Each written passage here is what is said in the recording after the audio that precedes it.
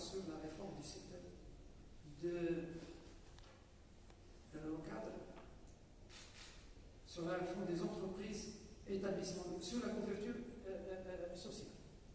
Donc, cadre loi cadre, c'est la première fois qu'on a, parce que la loi cadre, c'est une stratégie et qui va impacter le travail des gouvernements prochains sur 10 ans, parfois 15 ans.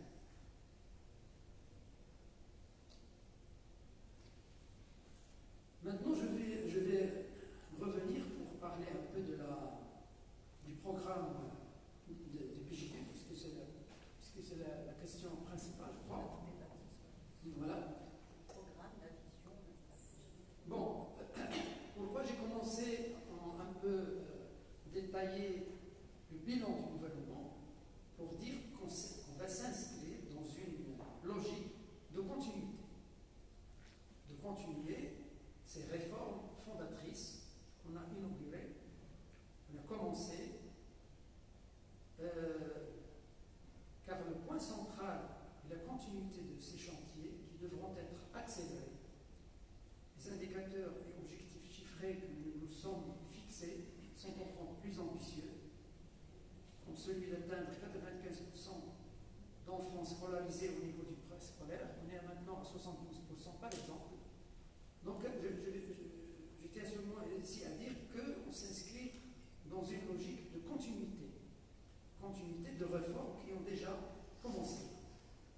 C'est la mise en œuvre effective de la généralisation de la couverture sociale, selon le calendrier strict qui a été fixé par la loi cadre et aussi par les orientations royales, avec l'objectif d'insérer 95% des Marocains dans le système de couverture médicale avant la fin de la prochaine législature. Notre programme sur le volet social, en particulier pour l'éducation et la santé, est encore plus ambitieux que l'ancien et aborde le fond du problème, notamment les ressources humaines, en termes de qualité et de disponibilité, mais aussi les inégalités d'accès. Nous voulons œuvrer pour que l'État se donne les moyens de la politique éducative et les moyens de la politique de santé, avec des augmentations des budgets annuels d'au moins 5 et 6% dans les deux secteurs. Annuels, 5% et 6%. La qualité pour l'éducation devrait être la priorité au chantier du préscolaire, comme celui de réforme pédagogique, de l'autonomie des établissements, de la formation continue des enseignants, devront nous permettre d'améliorer les résultats des apprenants et de faire passer le taux de scolarisation au supérieur à 45% de la classe d'âge 18 à 22 ans. On est un temps après, maintenant actuellement, on est à presque 40%. On doit monter jusqu'à 40%, 45%, 45%, c'est la moyenne mondiale. Et c'est même l'objectif des ODD, je crois. Au niveau des politiques sociales, le registre social unique devra être opérationnalisé. D'ailleurs, la loi a été déjà votée et le Conseil du gouvernement a adopté les textes d'application de cette loi. Donc, il reste à mettre en œuvre le registre social unique. On va le faire dès le début du mandat afin de permettre le respect du calendrier de la généralisation de la protection sociale, notamment les échéances de 2022 pour la couverture médicale. Puis les autres échéances jusqu'à 2025 pour les IPE, les allocations familiales et les retraites. Les programmes, parce qu'ils sont tous, les trois, sont englobés dans le programme de couverture médicale, de couverture sociale, comme c'est cité dans la loi cadre. Les programmes pour le monde rural aussi sont une priorité. Une deuxième phase des programmes de réduction des disparités devra être lancée, donnant une plus grande importance à l'autonomisation économique des jeunes dans le monde rural, tout en ayant pour objectif la généralisation quasi totale de l'accès aux routes, à l'eau potable et à l'électricité d'ici 2026, tout en utilisant des méthodes adaptées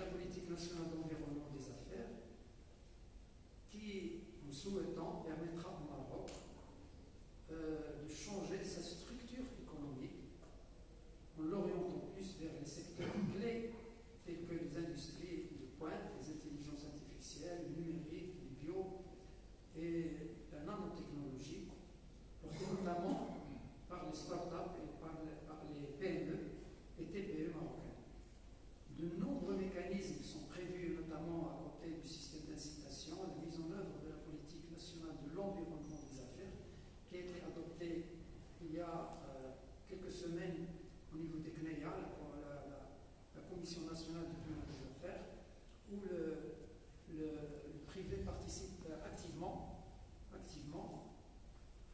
avec l'objectif de passer parmi les 40 pays au classement mondial du climat de Doing Business, être parmi les 40 premiers internationaux.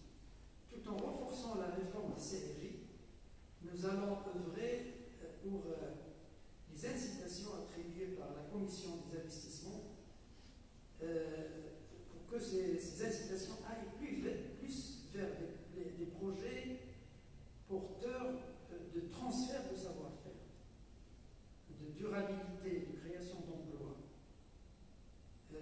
L'essentiel, c'est de manière générale, le système incitatif doit être simplifié.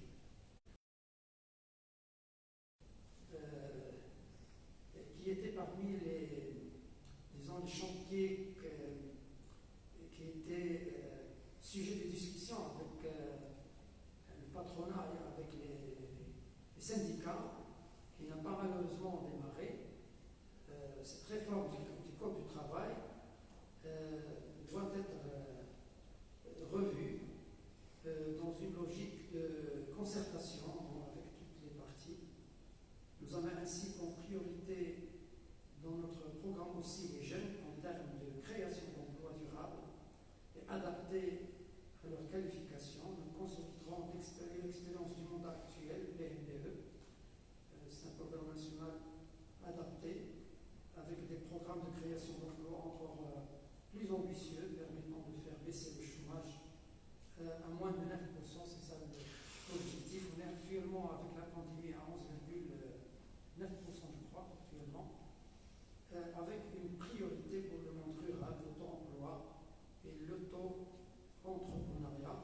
Vous savez que ce programme d'auto-entrepreneuriat a beaucoup réussi. Alors, on avait comme objectif d'atteindre en 2021 100 000 auto-entrepreneurs. On est actuellement à quelques 300 000. C'est grâce à la pandémie, à Covid-19, qui a incité plus les jeunes à adhérer à ce programme.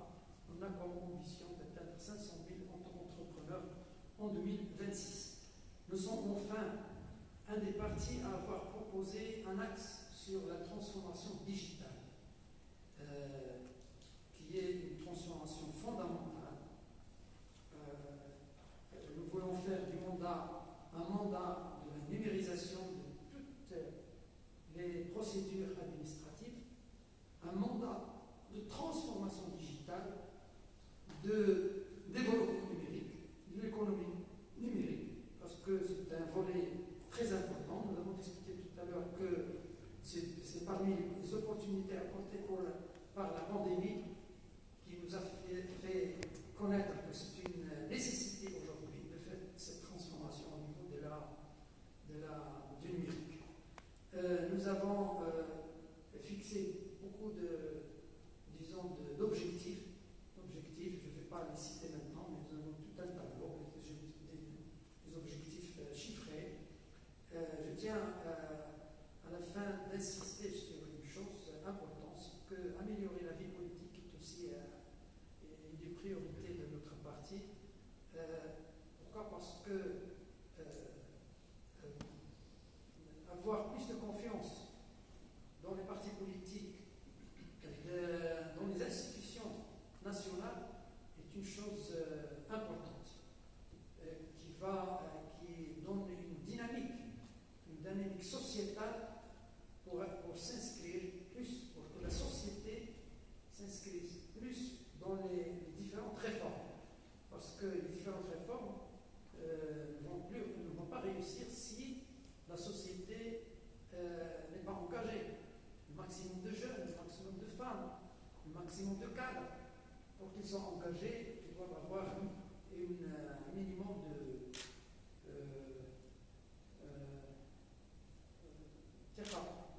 de confiance dans ces institutions. C'est très important. C'est pour ça que j'incite les cadres à s'engager politiquement. Parce que nous cherchons à ce que les cadres soient au devant de la scène politique, aussi participent au niveau des partis politiques,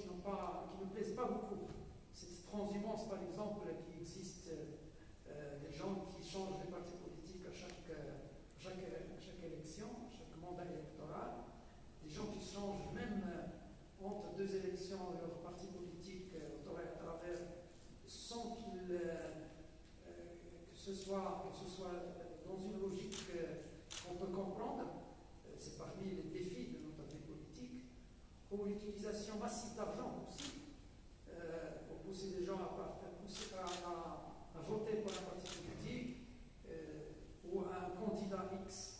Cette utilisation d'argent pour séduire l'électorat est aussi un des points négatifs de notre vie politique électorale, mais on doit lutter, on ne doit pas quitter la scène politique, on doit lutter, on doit rester ici, on doit essayer de donner le bon exemple, essayer de donner le bon exemple, essayer d'inciter les gens à participer. D'ailleurs, parmi les choses que tout le monde va attendre dans les séances électorales prochaines, c'est le taux de participation. Nous souhaitons qu'il doit être un taux, c'est-à-dire acceptable, au moins 45% au plus de 50%. Espérons-le, parce que le taux de participation signe la confiance des populations dans les partis politiques, dans la scène politique. Voilà quelques éléments de réflexion que je tiens à partager avec vous. Je serai bien sûr ravi d'écouter les différentes remarques, suggestions, commentaires et aussi des questions. Et merci pour votre attention. Merci beaucoup, monsieur le chef du gouvernement. Vous écouter, notamment sur la première partie, un bilan, bien sûr, de toutes les réalisations faites par le parti au cours de ces 5 dernières années. Le parti. Le gouvernement. Avec toutes ces parties. Toutes ces parties, tout le gouvernement, bien sûr. Et aujourd'hui, votre programme pour les 5 prochaines années. Bien sûr, avec l'axe social que vous avez présenté et le volet économique. Il y a d'autres points qui n'ont pas été évoqués. Je pense que la question sera posée. Le volet, donc, bien sûr, justice, aujourd'hui, qui est un élément important, la réforme de la justice, qui nous vient un petit peu comme ça en tête, fondamental pour les investisseurs, donc c'est quelque chose. Et puis un autre volet aussi qui revient souvent dans les sujets de discussion, c'est au niveau donc de l'éducation, les langues. C'est un sujet qui revient aussi assez souvent. J'aimerais que vous nous en dites un petit peu plus aujourd'hui sur la réforme de l'éducation. Est-ce qu'on a tenu compte aujourd'hui donc de la diversité des langues, de l'importance donc des langues? C'est une question fondamentale. Dans cela étant, je ne vais pas poser toutes les questions parce qu'il y en a beaucoup. Donc je donne la parole aux participants. Première question, monsieur Bargache. Merci. Je préfère toujours prendre la première question parce que c'est plus facile. Ça permet d'ouvrir le débat. Merci beaucoup, monsieur le chef de gouvernement. Merci beaucoup également, monsieur le secrétaire général du PJD, parce que vous êtes là essentiellement avec cette casquette de chef de gouvernement. Et le secrétaire général de votre parti. En fait, dans votre présentation, il y a les 2 temps. Il y a le passé, vous avez dressé un bilan, et puis il y a le futur, et nous savons que nous sommes aujourd'hui dans une phase préélectorale. Par rapport au passé, vous avez dressé un bilan élogieux, et je me permets quand même de vous poser une question. Quels ont été, bien sûr, vous avez réalisé beaucoup de choses. Vous êtes à 70% de vos objectifs, mais quelles ont été vos grandes déceptions? Est-ce qu'aujourd'hui vous dites j'aurais pu faire mieux? Et si demain vous êtes réélu chef de gouvernement, quelles sont les erreurs fatales qu'il va falloir faire attention, qu'il va falloir bien sûr redresser? On dit quel est le Maroc, où vous voyez le Maroc, surtout par rapport aux entreprises, parce qu'on a beaucoup d'attentes. Comment vous voyez vous positionner par rapport à l'entrepreneuriat? Voilà, merci. On prend 3-4 questions. Prochaine question. Une autre question? Oui. Madame Triabnis. Oui, monsieur Komiha. Et ensuite monsieur Riz. Merci, monsieur le chef du gouvernement. Je suis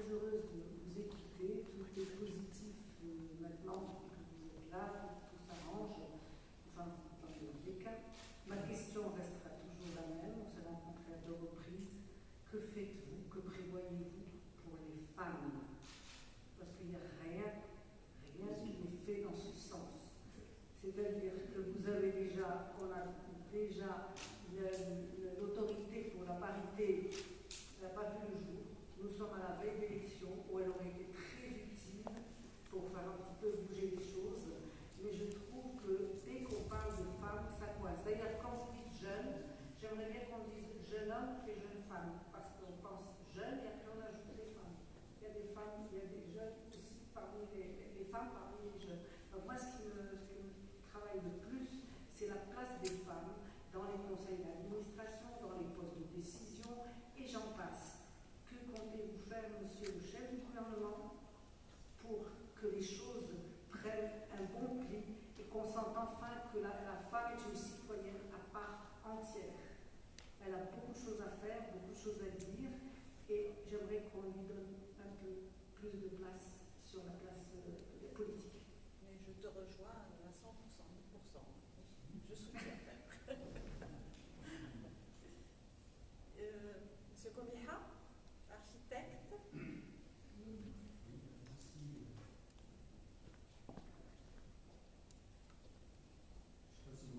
Oui, on t'entend.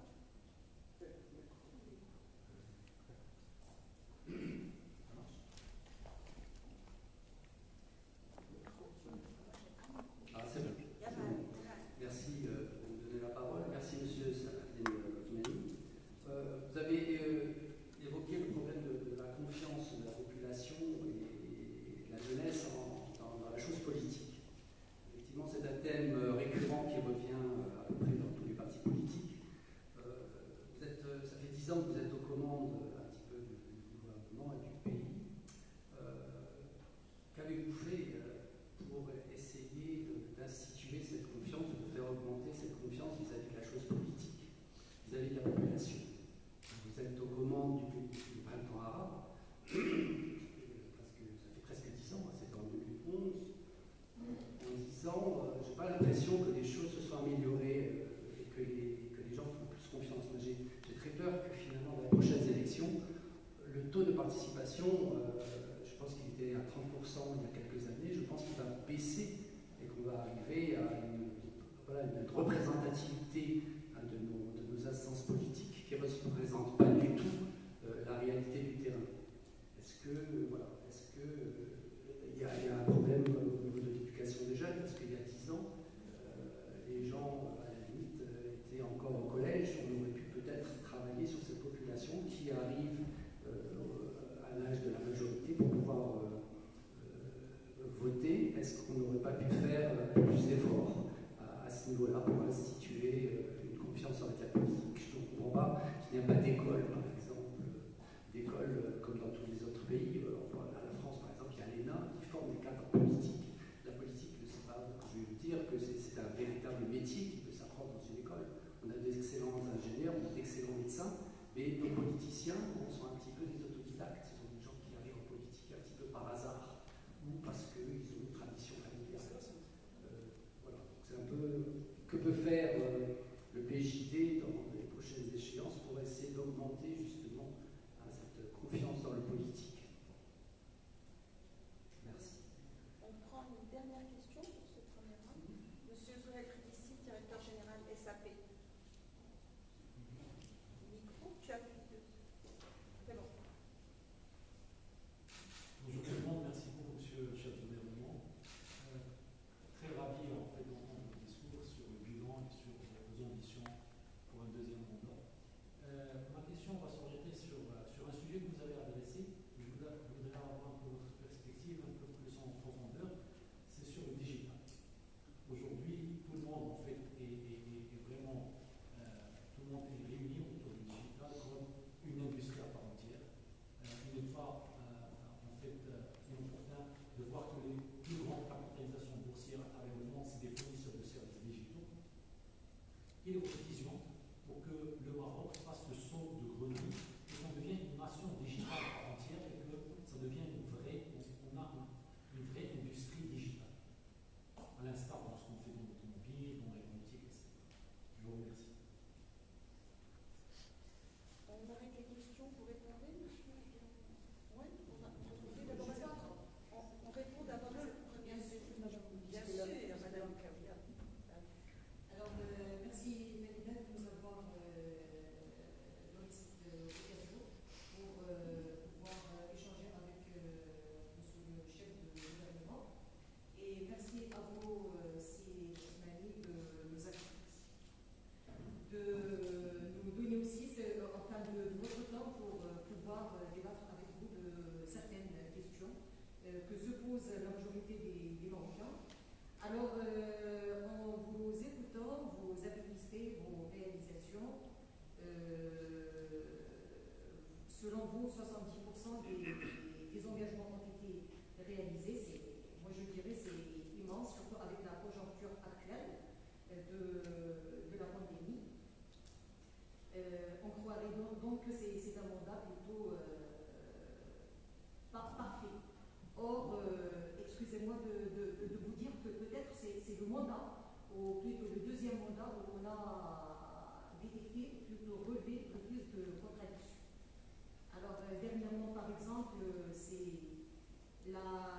je ne dirais pas la normalisation, c'est un terme que je n'aime pas, c'est la reprise, si vous voulez, des relations Maroc-Israël. Il y a aussi la loi sur la légalisation du cannabis. Donc là, ce sont des choses qui affectent un tout petit peu la confiance des citoyens, de la population marocaine, sachant que vous vous adressez aux Marocains avec la double casquette. Donc le chef du gouvernement et le secrétaire général. Et je vous dis chapeau parce que c'est très difficile à faire. Jongler avec les deux, c'est vraiment très difficile. Alors, est-ce que vous ne trouvez pas que ça affecte en quelque sorte les valeurs que votre parti prône? Ça affecte aussi la confiance des Marocains. Comment voyez-vous, ou bien comment voulez-vous que nous, en tant que citoyens marocains, nous allons nous diriger dans quelques jours pour voter? On ne sait pas pour qui voter. Vous êtes en train de dire que tout baigne, tout est parfait. Nous, en tant que citoyens, on voit bien qu'il y a des dysfonctionnements, on voit qu'il y a des défaillances. Donc là, je vois qu'il y a certaines contradictions qui nous laissent sur notre pas. Il y a une deuxième question, excusez-moi si je suis... on est là pour ça. Alors, dernièrement, il y a le problème de cet acharnement médiatique sur le Maroc, donc dans l'affaire Pegasus. Vous êtes, à part le fait du chef du gouvernement, vous êtes le secrétaire général d'un parti politique, bien sûr qui est majoritaire, qui est censé jouer un rôle très important dans le pays. Alors, qu'est-ce que vous faites pour, disons, pour encadrer, pour essayer de rassurer les Marocains? Parce qu'on le sait très bien, ce problème d'espionnage, entre guillemets, a une fin, un objectif, c'est déstabiliser. On sait très bien qu'ils ne vont pas arriver à déstabiliser le Maroc. Parce qu'aujourd'hui, ayant passé par plusieurs épreuves, on peut dire que le Maroc est solide. Nous sommes solidaires, nous sommes unis, indivisibles. C'est un pays indivisible, mais quand même, il y a la population qui a besoin d'être rassurée, qui a besoin d'être encadrée. Alors, dans ce sens, on a vu que les partis politiques étaient absents de la scène médiatique. Alors, j'aimerais bien savoir ce que vous faites dans ce sens. Voilà, merci. Merci. Je vais commencer par la dernière question.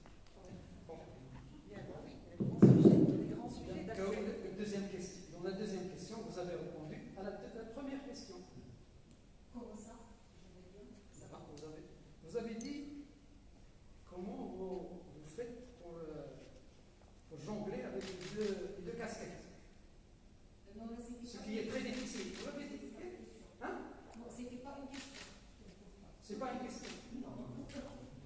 J'ai posé une question sur la confiance des citoyens. Oui, c'est ça.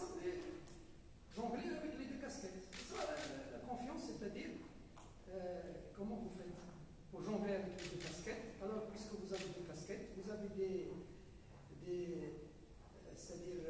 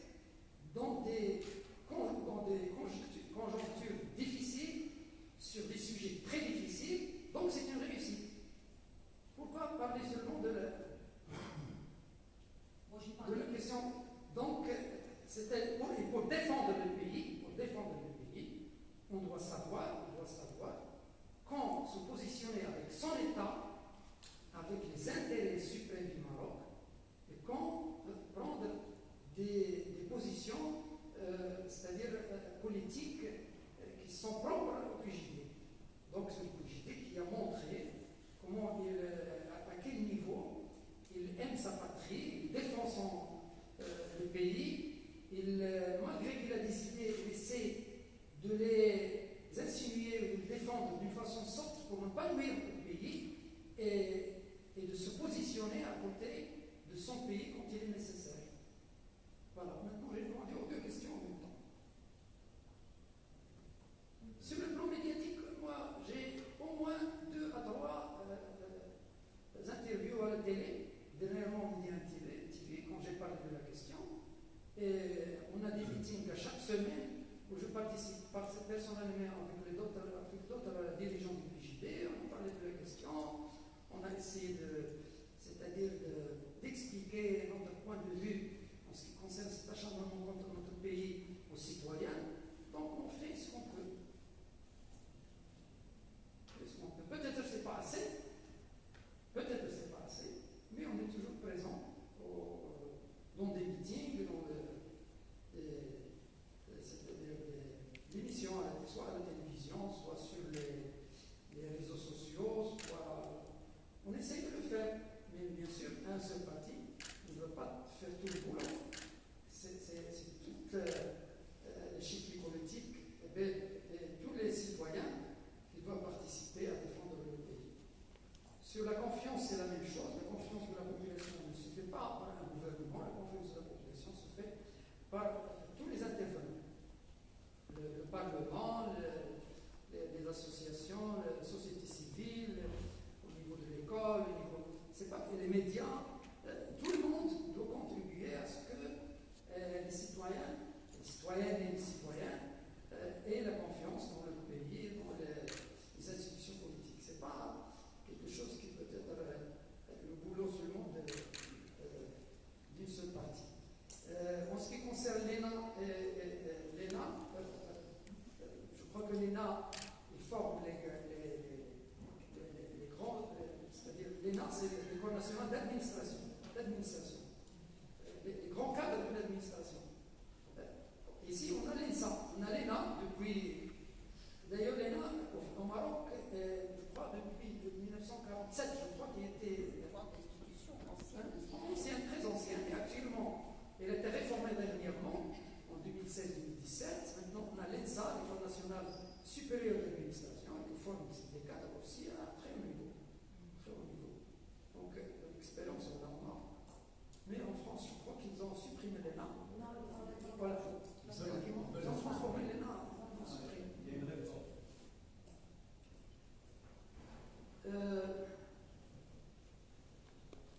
Bien sûr, on peut avoir, avec M. Bergache,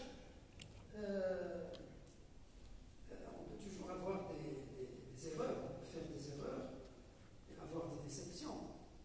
Mais l'essentiel, c'est quoi? J'ai dit il y a quelques semaines au Parlement parlementaire, quand ils m'ont posé une question similaire, l'essentiel c'est le résultat général final. Quand quelqu'un a passé un examen, par exemple le baccalauréat, il a 16 sur 20, peut-être sur une matière, l'arabe, l'anglais, le 9%, on ne va pas lui dire, mais en arabe vous avez 9%, mais l'essentiel c'est la réussite. Ce qu'il a réussi en ce qui concerne le tableau global. C'est ça, parce que il y a, mais je n'ai pas essayé de dresser un tableau, c'est-à-dire où il n'y a que des choses positives. Non, mais j'ai axé sur les grandes réformes. Il y a personne qui va nier que vraiment le gouvernement a commencé des réformes très importantes pour les pays et grands chantiers, et que ces chantiers auront un impact important sur les années à venir, peut-être même les législatures à venir. Voilà, mes erreurs, je crois que la presse on en a parlé autour et à travers. Je me félicite. Sur la question des femmes, moi, je m'excuse. Ce gouvernement a beaucoup fait beaucoup de choses. D'ailleurs, l'autorité dont vous avez parlé, ça ne dépend pas du gouvernement. Vous pouvez revoir le texte fondateur, ça ne revient pas au gouvernement de la Constitution, parce que ce sont des instances constitutionnelles au gouvernement. Instance nationale ne dépendent pas du gouvernement. Mais on a fait beaucoup de choses. D'ailleurs, dans les conseils d'administration actuellement des établissements publics, on s'acharne à ce qu'il y ait la parité et on avance continuellement. Quand il y a une loi, par exemple, amendée ou une nouvelle loi, on essaie toujours d'insister sur cette question de parité dans les conseils d'administration, mais pratiquement parlant, on essaie de changer les choses. Maintenant, dans les conseils d'administration, il y a toujours des femmes, 25, jusqu'à 30% de femmes. Peut-être avec l'évolution, on peut arriver à 50%. On l'espère. Mais on essaie d'évoluer. Là, on a la possibilité de changer, on change. Parce qu'on ne change pas chaque année. Il y a des échéances. Et on a des programmes dirigés pour les femmes. Parce que je crois qu'il y a beaucoup de choses qui ont été faites pour les femmes. En ce qui concerne le digital, il y a deux niveaux en ce qui concerne le digital. D'abord, l'administration, faire une transformation de l'administration vers la digitalisation de toutes les procédures. Ça a déjà commencé. Je crois que dans les prochaines années, il va y avoir une transformation générale dans ce sens. Deuxièmement, inciter par exemple aider à cette transformation au niveau des startups et des entreprises qui travaillent sur la question du digital, les aider à avoir cette transformation vers l'économie digitale. Mais le reste doit être fait pour les autres instances. On a une feuille de route. On a les industries digitales, c'est ça la question. Quelle est aujourd'hui? Pour la première fois, on a une feuille de route sur l'économie, concernant l'économie digitale, qui a été adoptée, par le conseil d'administration de l'ADD, je préside. Et il a été, je crois, médiatisé, non? Il a été médiatisé, et vous pouvez le trouver facilement, qui trace les grands chantiers de transformation au niveau du digital dans les années à venir.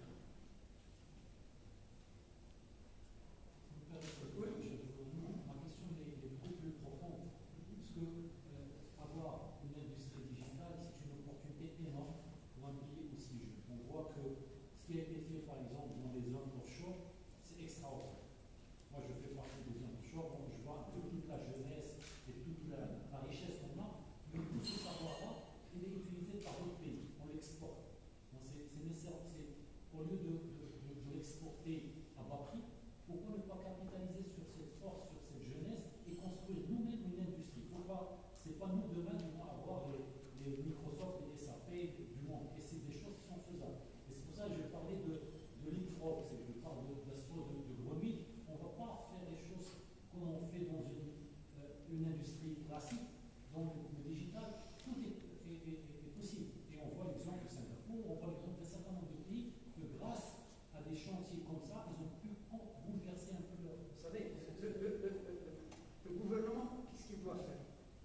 Il doit faciliter, par l'amélioration du climat des affaires, faciliter l'implantation d'une telle industrie. Mais le reste doit être fait par les entreprises, par les privés. Mais on est là pour faciliter leur implantation, leur transformation, c'est ça.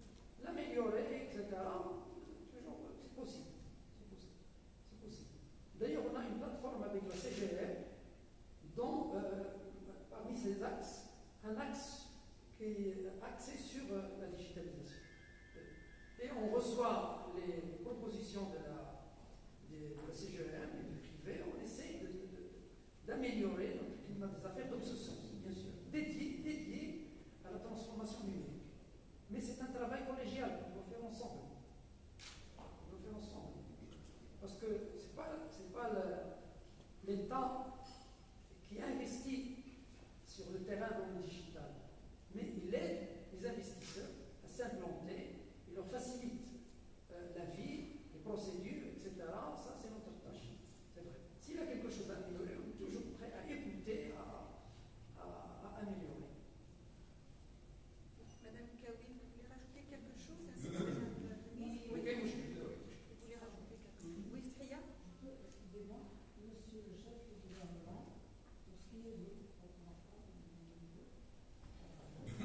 pas de rapport, je pense. C'est pour l'autorité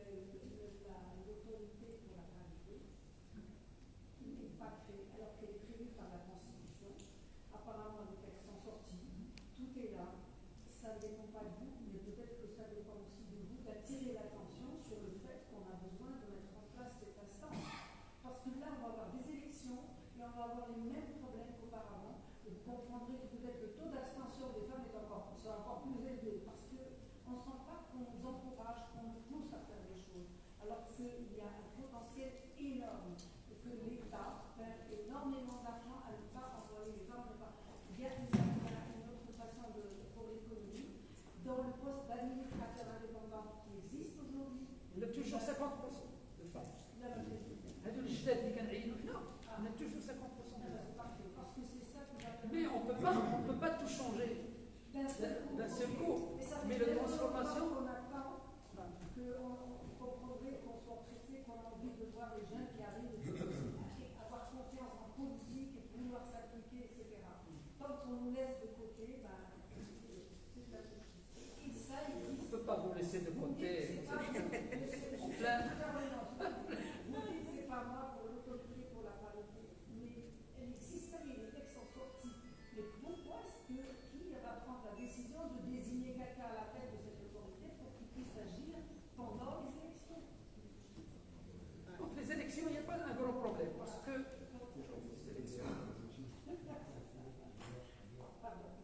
les élections, il n'y a pas un grand problème parce que chaque élection, on améliore encore la présence des femmes. Actuellement, dans les lois électorales actuelles, le nombre de femmes va augmenter au Parlement et dans les communes. Par loi. Donc il y a toujours une augmentation, il y a toujours une amélioration. Oui, bien sûr. Mais c'est connu, c'est connu. Il y avait une discussion pendant que, dans la période où les lois se discutaient au Parlement, on a annoncé ça, et il y avait un travail. D'ailleurs, tous les partis politiques se sont mis d'accord pour cette augmentation. Le nombre de femmes au Parlement va augmenter de 20 à 25% à peu près. Le nombre de femmes, de 20 à 25%. Il était à peu près 70%, 70 femmes, maintenant 72, maintenant au moins 90, au moins. Mais comme les partis, les divers partis, on n'arrivera jamais à faire passer quelque chose. Non, 90, c'est le minimum. Le minimum. Oui, mais du nombre de différents partis. Oui, différents partis, bien sûr. Et au niveau des communes aussi, on va augmenter le nombre. Il était on va augmenter, je crois, à 25% ou 26% maintenant. Le nombre de femmes dans les différentes communes et les régions. Je crois que c'est important. Peut-être on peut faire mieux, mais on avance. Mais je suis tout à fait d'accord avec vous. On reprend les autres questions. Donc,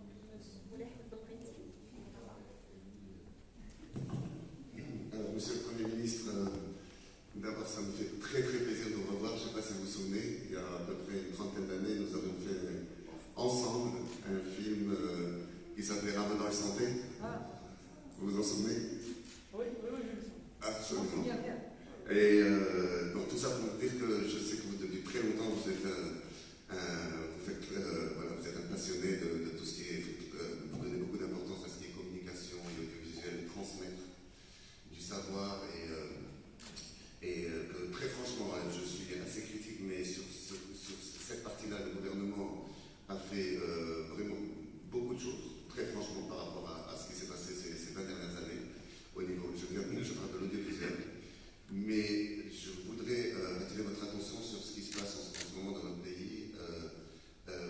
On a parlé des femmes,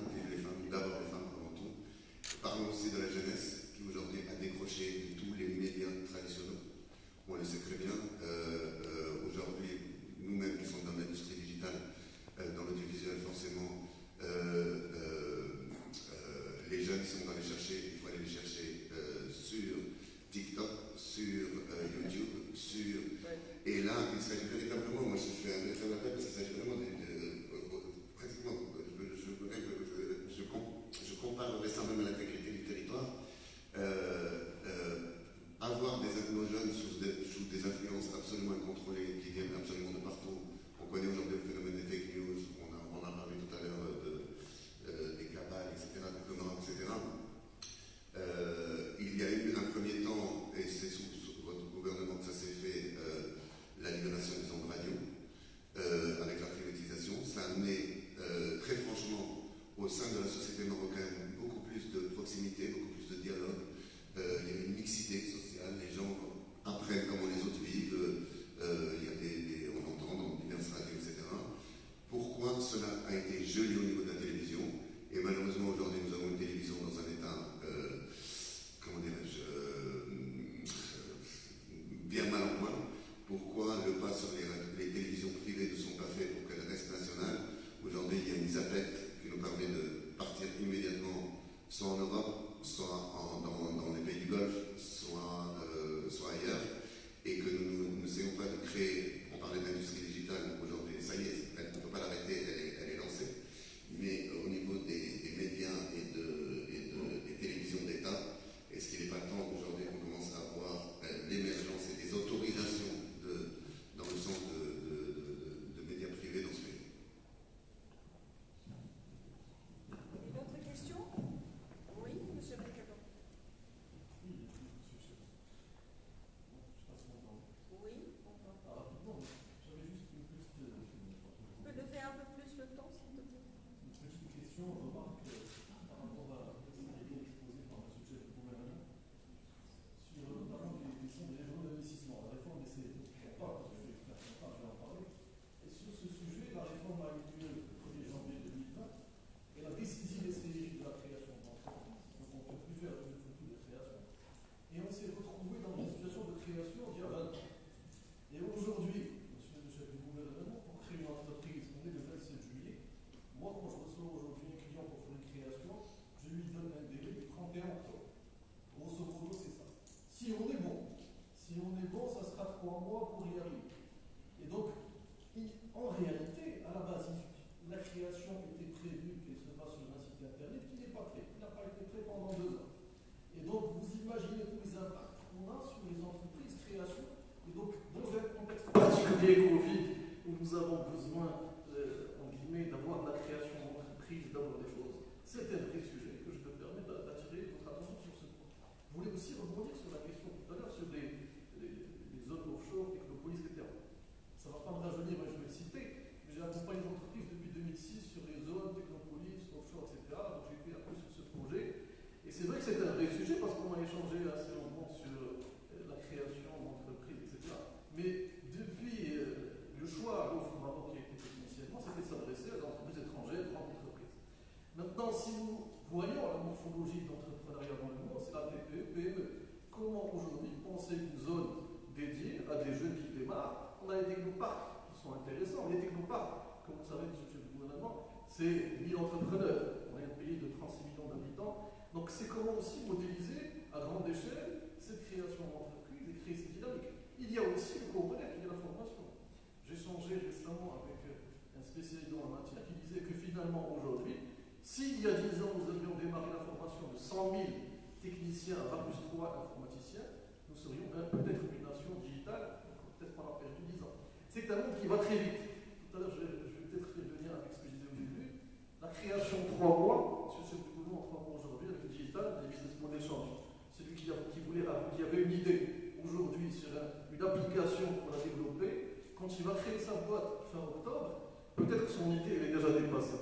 Donc c'est vraiment aujourd'hui penser en agilité et essayer me semble-t-il, d'être dans l'agilité, non plus dans un contexte régional, mais on est dans le mondial, ça va très très vite. Merci monsieur le chef.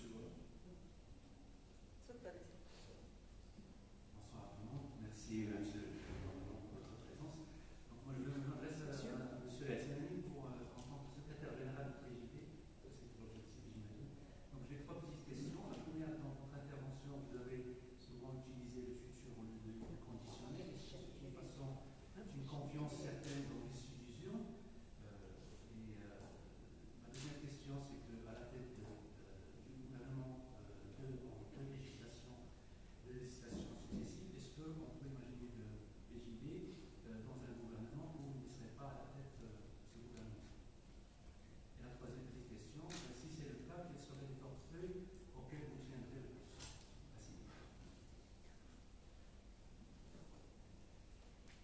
répondre. ضمن جروب الشعبيه كل personnel. Je n'ai pas de réponse à la deuxième question, sincèrement. Je n'y pense pas actuellement. Non, on ne pense pas à ça. Maintenant, on pense à gagner les élections si c'est possible. C'est tout. Mais le PJD tient à continuer à participer dans le développement de son pays. Là où il est, soit dans la majorité, soit dans l'opposition, soit. L'essentiel, c'est de participer au développement de son pays. On aime notre pays, on essaie de participer à notre vie. Vous avez répondu à la question de ces blocages. Voilà, on a trouvé un chantier qui n'a pas abouti. Voilà. La création en ligne des entreprises, malheureusement, n'a pas pu achever ce chantier. Et c'est un chantier, là, je suis tout à fait d'accord avec vous. On a beaucoup discuté de la question, mais on n'a pas pu. C'est pour ça que les CRI, malgré que la création d'entreprises n'est plus parmi les prérogatives des CRI, ils ont continué. Je les remercie. Continuer à chapeauter ce chantier de création d'entreprises jusqu'à ce que la possibilité de création en ligne d'entreprise soit possible et soit facile. Sécurité aussi. Voilà, vous avez parlé des médias privés, comment on peut, tout ce qui est télévision par exemple, avoir une ouverture comme on a fait pour la radio. C'est un chantier qui se discute, mais c'est-à-dire cette transformation n'est pas facile.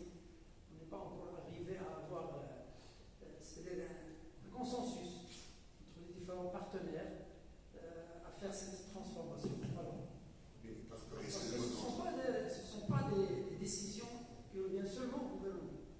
Non, je comprends très bien, mais en même temps, le temps passe. Et vous avez la création de phénomènes comme Chauffe TV, comme des choses comme ça qui sont. De toute façon, le digital est plus fort que tout. Et va beaucoup plus vite que tout. Donc, le temps de réflexion n'est pas le même. Et effectivement, l'audience du Maroc est en train de se perdre, de s'effriter. La présence des annonceurs sur nos chaînes aussi est en train de partir. Et que, voilà, là, on parle d'un regroupement de la première et de la deuxième chaîne. Je ne sais pas qu'est-ce que vous pouvez nous dire à ce sujet. C'est pas un. La CNT, c'est-à-dire la deuxième chaîne, va être parmi les chaînes de la CNT, va être dans le même bouquet public. C'est tout. Une autre question?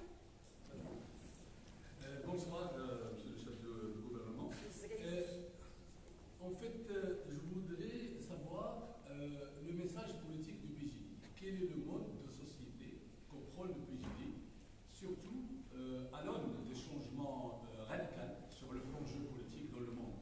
Parce que le monde, on est en train de vivre une autre ère géopolitique. Il y a une transformation radicale. Nous voudrions savoir la vision du PJD et le message politique. C'est-à-dire surtout le PJD de demain. Qu'est-ce qu'il va faire face à ces changements radicaux, à ces transformations dans le monde actuel, qui est un monde instable, un monde après-pandémie, en ce qui concerne les annonces. Et deuxième chose, je voudrais savoir, vous avez demandé, monsieur Lesmani, vous encouragez les cadres à venir dans la politique, à participer dans la politique. Mais malheureusement, le PJD ne donne pas l'exemple parce que vous êtes un parti fermé au cadre. Donc, pour avoir une responsabilité ou pour avoir une responsabilité politique au sein du PJD, il faut voir un parcours dans l'école du PJD. Et ça, est-ce que vous allez le changer après? Parce que c'est important. Et qu'en est-il des alliances politiques après les élections? Et les gens, en fait, l'opinion publique au Maroc se demande qui seront les stars, les futurs ministres du PJD. Parce que on va pas conduire les mêmes. C'est-à-dire, est-ce que vous avez les remplaçants de M. Amara? Est-ce que vous avez les remplaçants de M. Lebas? Est-ce que vous avez les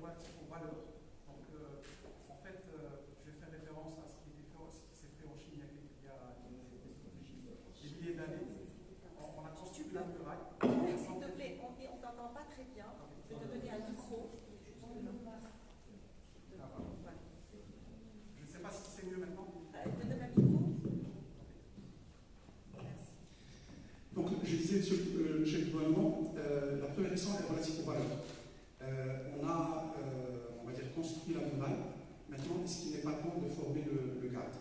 Je pense qu'aujourd'hui, s'il y a un problème au Maroc, c'est un problème de quelles valeurs on inculque à nos futurs dirigeants, à nos citoyens, quels citoyens on veut avoir dans 10 ans. Et d'ailleurs, c'est peut-être quelque chose sur lequel le nouveau modèle de développement a fait l'impasse, mais je pense que c'est quelque chose qui est fondamental, les valeurs et le mindset. Quel est votre programme à ce niveau-là? Comment on peut former de nouvelles générations avec des valeurs de citoyenneté, de confiance, de collaboration, de solidarité, de profondeur? La deuxième question est relative aux normes réglementaires. Est-ce qu'il n'est pas temps aujourd'hui de démanteler la forte réglementation qui est celle du Maroc? Je pense qu'au Maroc, on a une réglementation aujourd'hui qui protège les intérêts, qui n'est pas là pour encourager l'innovation, qui est là dans une logique où en fait, où la loi est censée dire la vérité, où la loi interdit jusqu'à autorisation. Je pense que c'est un sujet sur lequel il est fondamental de revoir. On ne peut pas faire émerger, je rejoins un peu mes amis par rapport à l'industrie digitale, on ne peut pas faire émerger l'industrie digitale si on n'arrive pas à démanteler un certain nombre de lois aujourd'hui qui posent problème. Uber est venu au Maroc, par exemple, il y a quelques années, il est reparti parce que le cadre réglementaire ne le permettait pas. Donc, encore une fois, qu'est-ce qu'on fait pour ce sujet? Troisième point, c'est par rapport à la création de valeur. Aujourd'hui, entre un entrepreneur qui va partir acheter des produits en Chine, en Turquie et les revendre au Maroc, et un entrepreneur qui va développer la valeur au Maroc, il n'y a pas de différence en termes de traitement fiscal, légal, etc. Comment on peut construire une économie de création de valeur et non pas une économie de vente et d'intermédiation? Comment on peut encourager les entreprises, au lieu de revendre des solutions internationales, à développer leurs propres solutions ici au Maroc, avec quel fiscal et légal, et quelles seraient vos propositions là-dessus? Merci. On prend une question là, et puis Idriss, et M. Commer. Madame?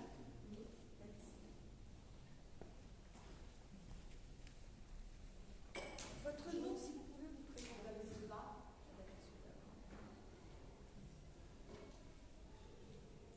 Merci Madame pour l'invitation. Monsieur le chef du gouvernement, merci à vous. Moi, je veux revenir aux sources, à la source, à la base. Pour moi, c'est la base, c'est l'enseignement. Ça fait des décennies qu'on parle d'enseignement comme un chantier. Est-ce qu'en 2021, on peut continuer encore à parler de l'enseignement comme un chantier? Est-ce qu'on ne devrait pas avoir une base d'éducation qui est acquise? Là, on l'améliore. On améliore une base éducative acquise. Et on ne peut pas continuer à parler d'éducation comme un chantier. Alors, il y a beaucoup de choses à faire, on peut s'inspirer d'autres pays. Comment est-ce qu'on peut encore aujourd'hui accepter que des petites filles marchent des kilomètres, des petits garçons marchent des kilomètres? Pourquoi est-ce qu'on n'a pas tout simplement des bus scolaires? C'est un petit investissement, ce n'est rien du tout. Pourquoi est-ce qu'on n'investit pas dans des bus scolaires qui accompagnent les enfants de leur maison à leurs écoles tous les jours? On leur donne à manger à l'école, sachant qu'il y a des enfants qui partent le ventre vide. Pourquoi est-ce qu'on ne fait pas ça? Pourquoi est-ce que l'enseignement n'est pas juste quelque chose d'acquis ici? Pourquoi est-ce qu'on en parle encore comme un chantier? Merci. Donc en fait la question c'est qu'allez-vous faire pour que ça devienne quelque chose d'acquis et pas un chantier? Merci. Monsieur Idriss Razi d'abord, et ensuite. On donne la parole à tout le monde. C'est comme on donne la parole et ensuite on revient pour un deuxième. Idriss. Monsieur le chef du gouvernement. Alors ma question tout à l'heure, vous avez parlé de taux de chômage. Aujourd'hui, ça avoisine 12% et votre vision, c'est de ramener à 9%. Alors ma question, est-ce que c'est juste on attend la disparition du Covid puis ça va revenir à 9%, mais il y a un programme établi, détaillé pour encourager les entreprises à créer de la richesse, encourager les entreprises à embaucher. Au jour d'aujourd'hui, avec le Covid, on a pris conscience que la production nationale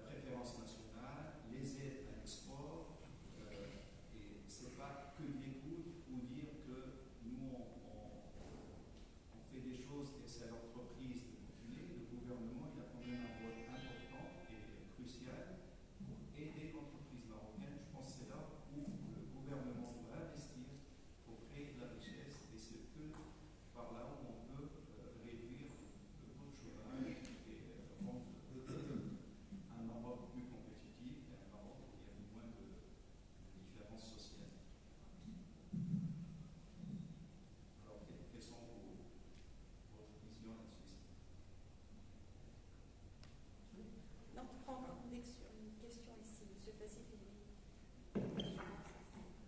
Les assurances. Merci. Monsieur le chef du gouvernement, j'ai deux questions à vous poser. Une qui est relativement assez simple, c'est qu'on parle toujours de l'éducation et de préparer les générations futures, mais on oublie, je dirais, aujourd'hui, le nombre, je dirais, de nos concitoyens qui ont un besoin, je dirais, de se former ou d'être réformés d'une certaine manière. Qu'est-ce qu'on fait pour eux? Et c'est un sujet qui est important pour pouvoir former ces gens-là, puisque c'est une force motrice qui existe et que vous pourrez mettre très rapidement dans l'économie. Le deuxième point, c'est concernant le nouveau modèle de développement. Aujourd'hui, il est là. Qu'est-ce que vous allez en faire demain si vous êtes, je dirais, aux commandes je dirais, du pays? Merci. Alors, on prend les deux dernières questions, parce qu'on approche quand même 20 heures. Monsieur le chef du gouvernement doit être fatigué. Donc, on revient avec Madame Kawi et Monsieur Komiha. Et Monsieur Maubert, les dernières. Voilà. Merci. Alors, cette fois-ci, je vais faire trois points à soulever, trois questions. Monsieur le chef du gouvernement, lors de votre campagne électorale, votre slogan était la lutte contre l'économie de rente et la corruption. Vous avez créé, je crois, un service pour la lutte contre la corruption. Et sur ce plan, on peut dire que le Maroc est parmi les pays à le faire. Or, des supports médiatiques, des sites étrangers relèvent que plutôt la corruption coûte au Maroc 7 milliards d'euros chaque année. Alors, où est-ce qu'on est ce dossier? Un deuxième point, dernièrement, M. Abdel Foldi du PAN, qui passait son temps à critiquer votre gestion de la chose publique et surtout le bilan gouvernemental, a déclaré qu'il n'avait pas de problème à s'allier avec votre parti, sachant qu'il ambitionne d'intégrer le comité. Alors, qu'est-ce que vous pouvez nous en dire? Et la troisième question, comment déroulez-vous, monsieur le chef du gouvernement, la communication politique au Maroc? Voilà. Comment? La communication, comment qualifiez-vous la communication politique au niveau du Maroc?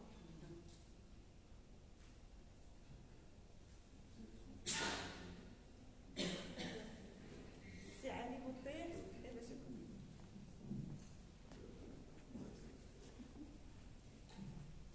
Ça fait un paquet de questions. Ça ne fonctionne pas, donc je vais essayer de parler un peu plus fort. Monsieur le gouvernement.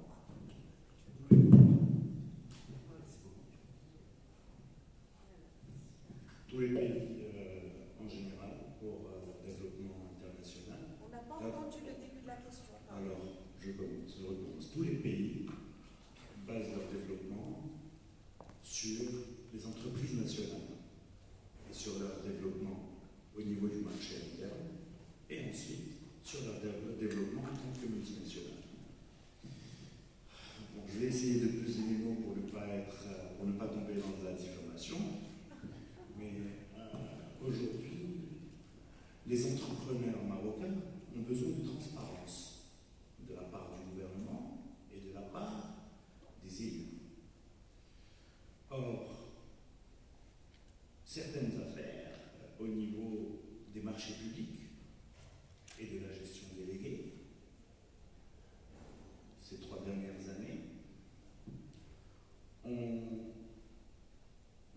clairement, je pèse mes mots, ont clairement montré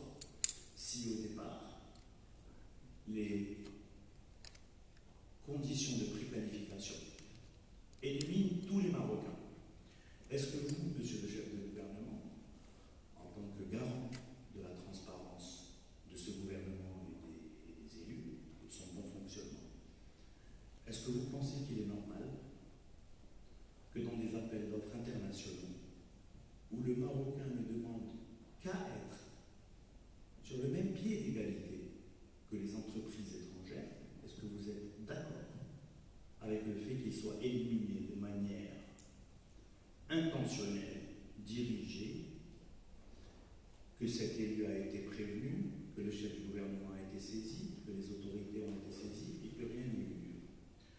Je ne veux pas que ce soit rapporté à une situation de notre groupe ou quoi que ce soit. Je parle là pour parler en tant qu'association pour tous les investisseurs. Mais le Marocain a besoin qu'on ait confiance en lui, dans son pays, parce qu'une entreprise marocaine qui va en Espagne demain ou en France pour investir a beaucoup de mal à pénétrer le marché.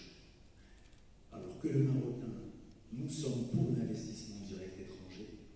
Le développement du pays ne peut avancer que comme cela, mais pas en sacrifiant l'investisseur marocain. Et donc, cette réponse me serait très précieuse parce qu'elle montre un peu, elle va aussi donner une idée sur comment vous pensez gérer les 5 prochaines années si vous êtes élu chef de gouvernement, et qu'est-ce que vous allez faire pour rétablir cette confiance du Marocain en ses élus pour qu'il passe, pour qu'il change un peu et qu'il donne plus de droits aux entreprises marocaines. Merci. Alors la dernière, M. Konira. Merci. J'ai envie de poser une question, non pas au chef du gouvernement ni au chef du parti politique, mais plus à M. Artoumani en tant que médecin psychiatre. Savoir si après toutes ces années passées au gouvernement, aux commandes, et après avoir subi cette crise du Covid et la crise économique, comment se porte psychologiquement et psychiatriquement la société marocaine?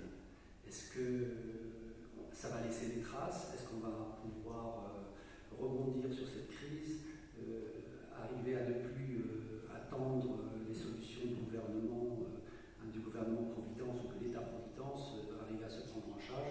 Quelles ont été les conséquences vues de votre siège de cette crise du Covid au niveau psychologique? Et merci. Oui.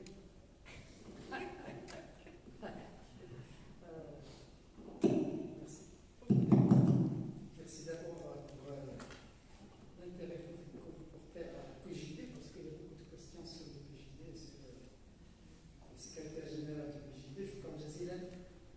Shukran. D'abord, les cadres. Les dirigeants du PJD sont tous des cadres. Les dirigeants, les responsables du PJD sont tous des cadres.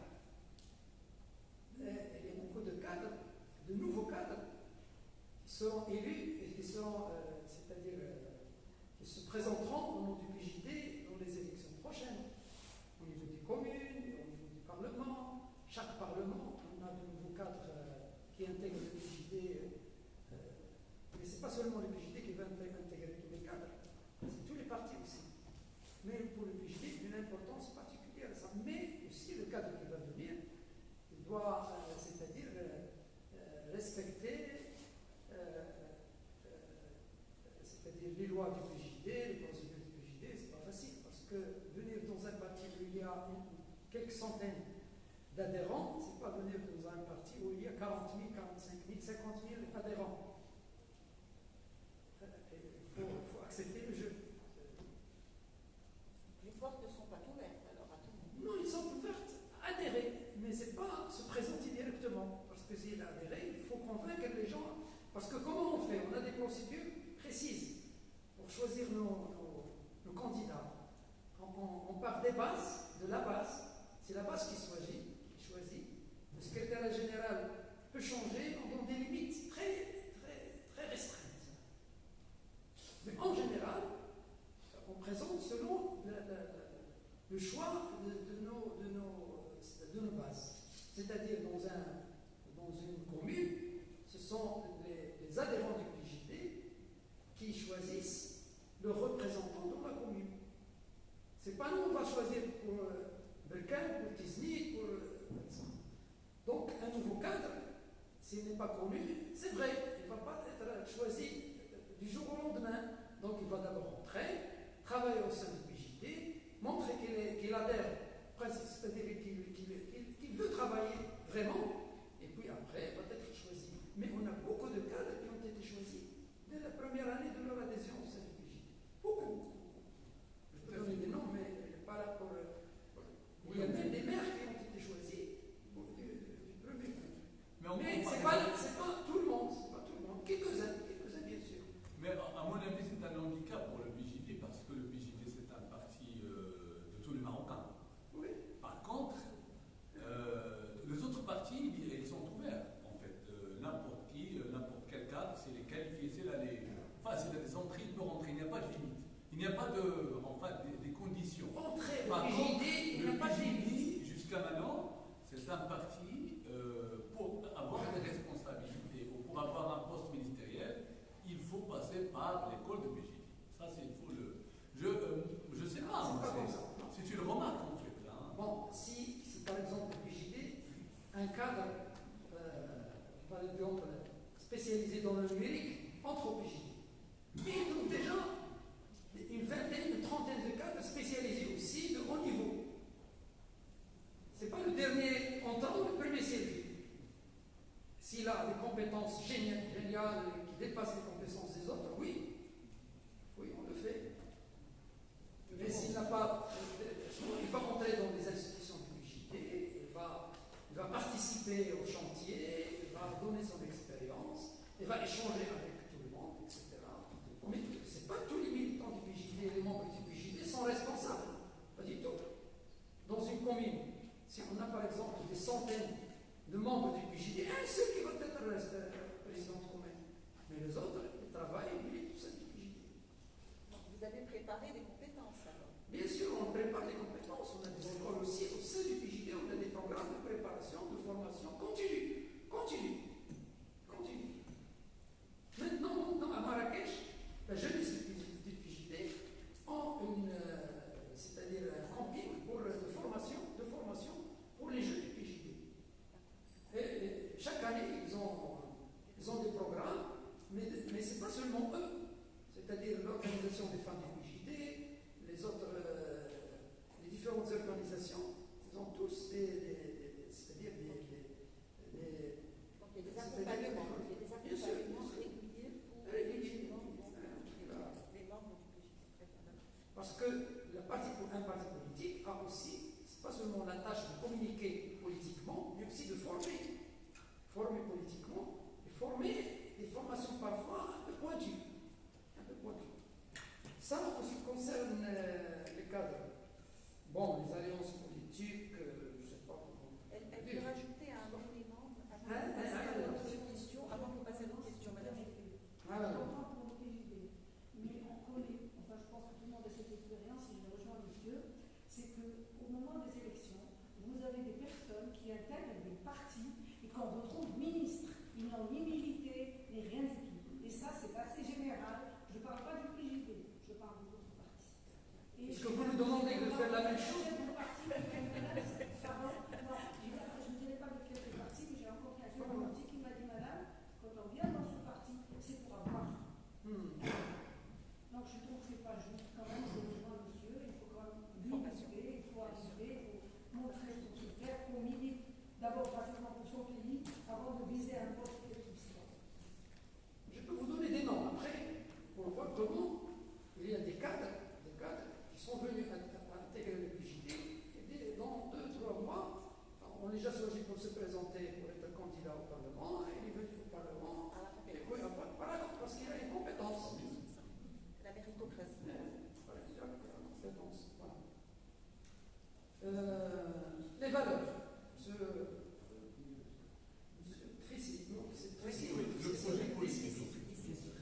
Les valeurs, bien, vous avez parlé des valeurs du PJD, quelles sont les valeurs? Non, de notre document